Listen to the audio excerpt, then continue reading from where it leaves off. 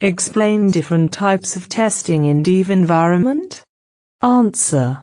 In dev environment, developer perform WBT testing, which is known as white box testing. So in dev environment there are two types of testing: unit testing and integration testing. Now we see both testing type one by one. First is unit testing. Unit testing is performed under dev environment by developer.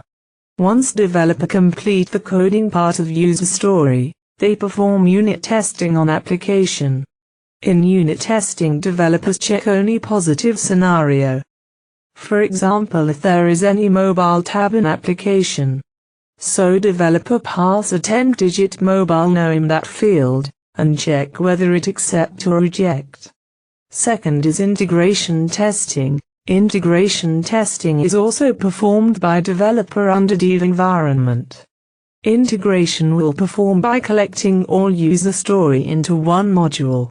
For example, all submodule and module combined together and make one single module. Integration testing is performed on main module. There are three types of approach in integration testing. First is top-down approach. Second is bottom-up approach. Third is sandwich approach.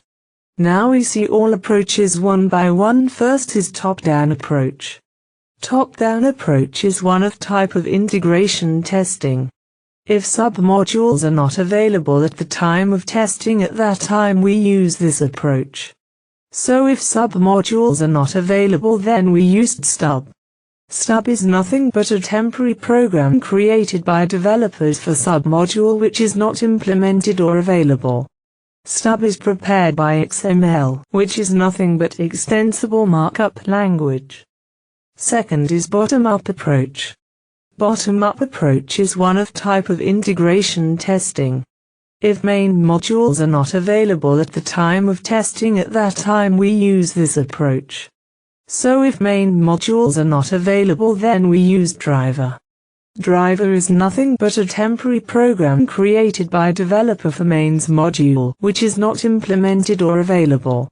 Driver is prepared by XML, which is nothing but extensible markup language. Third is sandwich approach. If we don't have main module and submodule as well, then developers go for sandwich or bidirectional approach.